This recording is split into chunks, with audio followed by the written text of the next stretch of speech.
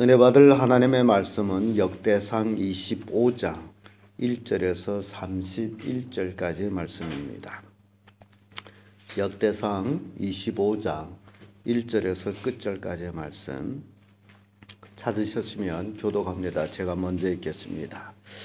다윗이 군대 장관들로 더불어 아삽과 헤만과 여두둔의 자손 중에서 구별하여 섬기게 하되 수금과 비파와 재금을 잡아 신령한 노래를 하게 하였으니 그 직무대로 일하는 자의 수요가 이러하니라.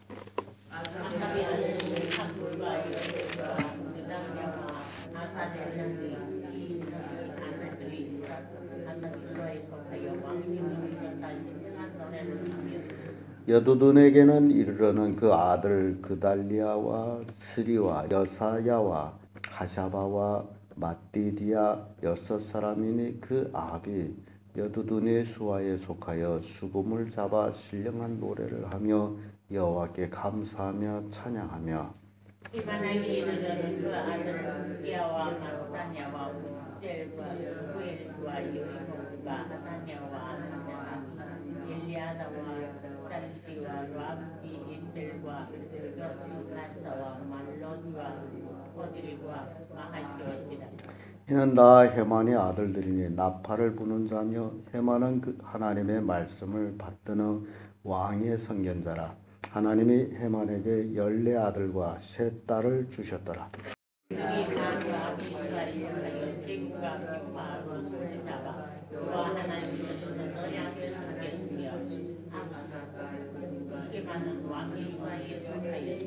저희와 모든 형제 곧 여호와 찬송하기를 배워 익숙한 자의 수요가 280이니라.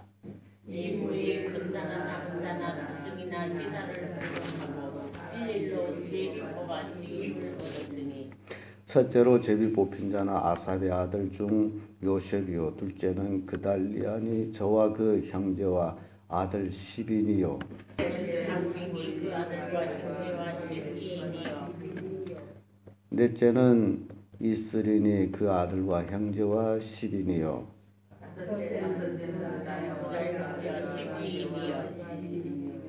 여섯째는 북기안이 그 아들과 형제와 12인이요 일곱째는 여사렐라니 그 아들과 형제가 12인이요 여덟째는 여사야니 그 아들과 형제와 12인이요 아홉째는 마타냐의 그 아들과 형제가 12인이요 열째는 시므이니 그 아들과 형제와 10인이요 열한째는 아사레니 그 아들과 형제와 12인이요 열두째는 하샤바니 그 아들과 형제와 10인이요 열셋째는 스바엘이 그 아들이 족장이 되었다가 다윗이 40년이 길리앗이었으니 열넷째는 마띠디아니 그 아들과 형제와 10인이요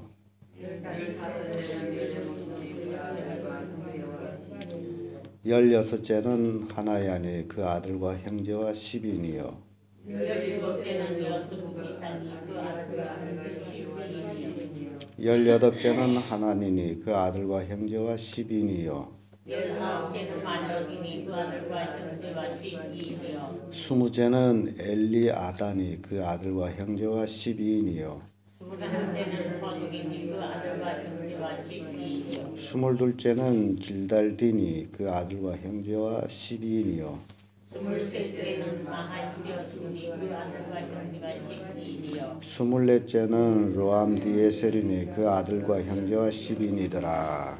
아멘. 이 말씀으로 찬양대 반열 이런 제목으로 말씀을 나누겠습니다. 다윗이 성전 건축 준비를 완성하고 나라를 제사장 정비해서 또 제사장 반열을 확정하고 모든 것을 제비 뽑아서 지금 하고 있는 모습 봅니다. 그래서 성경 보면 제비는 사람이 뽑지만은 이루신 이는 하나님이시다. 그래서 사람이 할 수 있는 일까지도 하나님의 권위에 맡기는 것이 바로 제비 뽑는 행위입니다. 제사장 24반열로 확정하고 그 외 레인들을 또한 24반열로 제사장들을 돕는 자들로 또 확정을 하고, 이제는 하나님의 전에서 찬양하는 자들을 또 24반열로 제비 뽑아서 확정을 합니다. 근데 여기에서 아삽, 헤만, 여두둔이라는 이 세 사람이 그때 당시에 특별히 음악의 재질을 가진 사람들이에요. 이 세 사람은 또 시편에 이들을 통해서 기록한 시들도 있습니다. 그래서 아주 훌륭한 사람들이에요. 그래서 이들을 통해 가지고 이들의 자녀들, 굉장히 중요한 것은요, 우리에게 교훈을 주는 것은 아버지가 어떤 은사를 받아서 하나님을 섬겼다면 그 자식들까지도 그 아버지가 그들을 함께 했던 그런 모습 봅니다. 여러분들은 혼자 예수 믿고 혼자 뭐 좋다라고 하는 것이 정말 바람직한 것인지, 오늘 나와 있는 아삽, 헤만, 여두둔 이 세 사람은 자기 자식들을 다 하나님을 찬양하는 대로 동원했던 모습을 봅니다. 그래서 이들이 자식들을 합했더니 24이에요. 이 아삽이 자식이 4이고 여두둔 자식이 6이고 그리고 헤만 자손이 14이에요.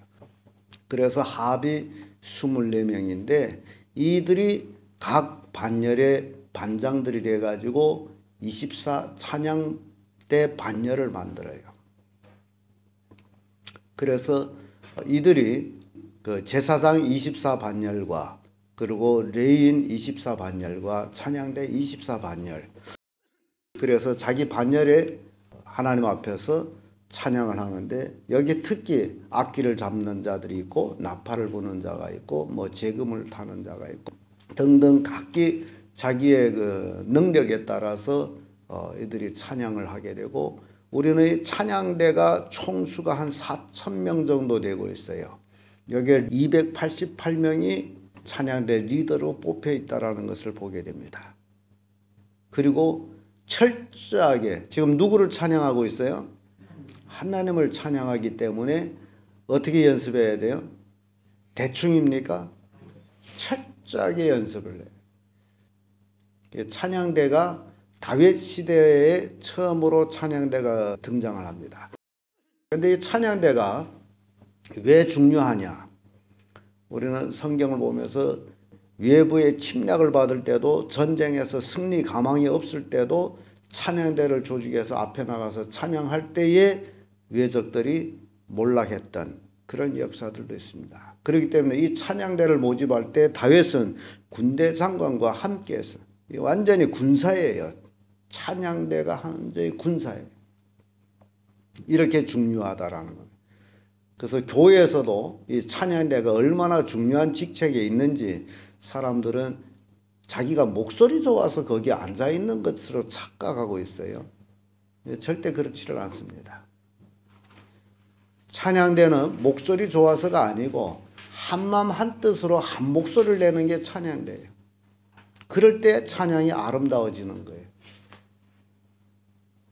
아무리 혼자 목소리 좋다 해서 전체 찬양을 좋은 건 아니에요. 소리가 찬양대는 화합이 돼요. 화음이 이루어져야 그것이 아름다운 거예요. 그래서 이 찬양대는 누구를 찬양한다 그러죠? 하나님을 찬양하기 때문에 정말 연습을 잘해가지고 하나님께 영광을 돌리는 거예요. 마음과 뜻을 다해서 찬양을 하는 거예요. 그래야만이 그 찬양이 하나님이 받아주시는 찬양이 돼요. 그렇지 않게 되면 아무리 인간적인 기교로 찬양을 불렀다 할지라도 하나님이 듣지를 않아요. 죄악된 삶을 살면서 하나님 앞에 나와 찬양한 데서 하나님이 그 찬양을 듣지 않는 거예요. 인간의 기교를 부르는 거죠. 그래서 이 찬양대에 하거나 또 찬양팀에서 하거나 하나님을 찬양하는 것은 신성한 일이므로 태만히 할 수 없는 일입니다. 오고 싶으면 오고 가고 싶으면 가고 그런 것이 아니에요. 오늘날 많은 사람들이 거기에 대한 참된 진리를 몰아가지고 자기 기분 따라서 기분 좋으면 나와서 하고 기분 나쁘면 안 하고 그 자체가 믿음이 없는 행위예요. 하나님 앞으로 나오는 것은 자기 일을 다 제쳐놓고 하는 것이지 시간이 있을 때 나와 하는 게 아니에요. 그러면 여러분 생각해 보세요. 나 오늘 시간 바빠서 못 나갑니다. 오늘 저녁 예배 내 시간이 뭐 바빠가지고 예배 못 나갑니다. 그러면 내가 섬기는 것이 도대체 뭐예요? 이걸 여러분 생각해야 돼요. 내가 예배에 못 나가면서 나가 해야 할 수밖에 없는 일이 그게 나에게는 하나님이 된다는 거예요. 이해가 됩니까? 하나님 앞에 나오는 거는 만사를 내려놓고 나오는 거예요. 이게 믿음의 행위예요. 이게 믿음이요. 이것이 하나님이 영광 받는 일이지 다른 일을 다 해놓고 다른 일이 없을 때에 나와서 하나님을 섬긴다? 그거는 그 사람 마음속에 하나님은 중요한 게 아니에요. 제가 오늘 이 찬양대 조직으로 인해 가지고 일어나는 이 일들을 여러분들한테 얘기하면서 우리가 정말 선별받은 그리스도의 군사라면 군사답게 살라 그 얘기예요. 우리는 누구를 찬양하기 위해서 모임을 받은 자들이에요? 하나님을 찬양하기 위해서 모임을 받은 자들이에요. 이 24반열의 찬양대 어찌 보면 1년에 2번 정도 하나님을 찬양하는 그런 순서가 주어진다라고 생각해 봐요. 그러면 그 주어지는 시간을 얼마나 최선을 다했겠느냐. 그리고 그 주어진 시간을 하기 위해서 그동안 얼마나 연습을 했겠느냐. 우리 찬양대, 우리 찬양팀 생각해 보세요. 그렇게 하고 있는지를. 그리고 정말 나는 막 가슴이 뜨거워서 하나님을 찬양하고 있는지 아니면 입술만 나풀거리면서 찬양하고 있는지 이게 우리에게 주는 교훈이에요. 아삽, 여두둔, 헤만 이 사람들은 혼신을 다해서 하나님을 찬양한 사람들이에요. 자기들이 그렇게 하나님을 사랑하기 때문에 자기 자녀들까지도 다 자기 수하에 넣어서 찬양대로 만들었어요. 그리고 우리말로 하면 찬양대 대장으로 세운 거죠. 각 반열의 대장들로. 여러분들은 그렇게 할 수 있는가? 아삽, 여두둔, 헤만. 우리에게 깊은 교훈을 주는 내용이에요. 아삽은 시편 50편 1절에서 23절까지 아삽이 지은 시예요.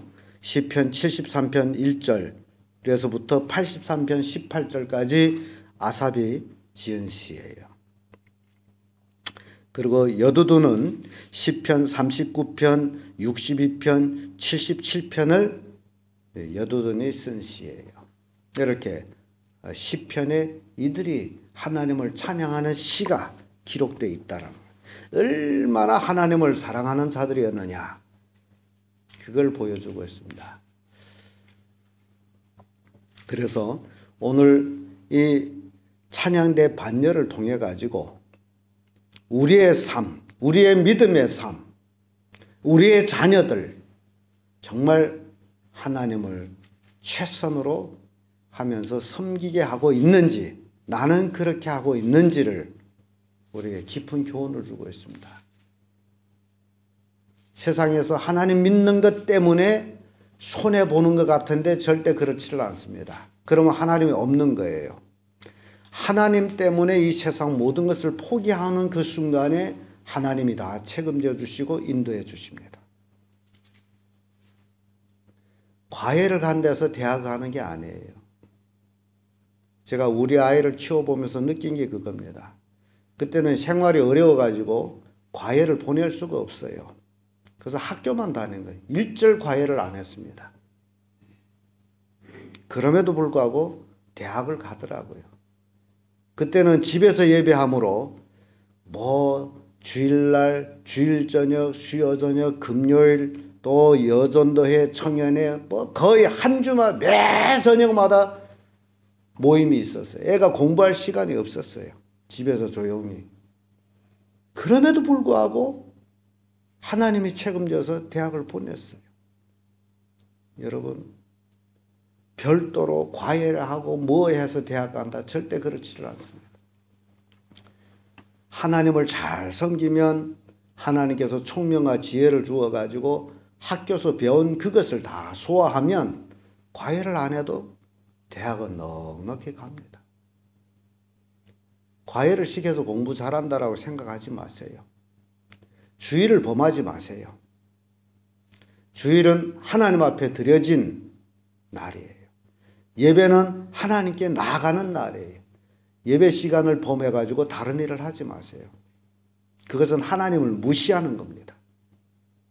하나님에 대한 불신앙의 행위예요. 그러면서도 복을 받겠다라고 착각하지 마세요. 하나님을 만홀히 여기는 자에 대해서는 절대 하나님 복을 주지 않습니다. 여러분들은 결단을 해야 돼요. 우리는 24 제사장 반열, 24 레위 반열, 그리고 24 찬양대 반열을 보면서 자기들에게 주어진 일을 최선을 다하기 위해서 이들이 어떻게 했는지를 그걸 우리가 살펴본 거예요.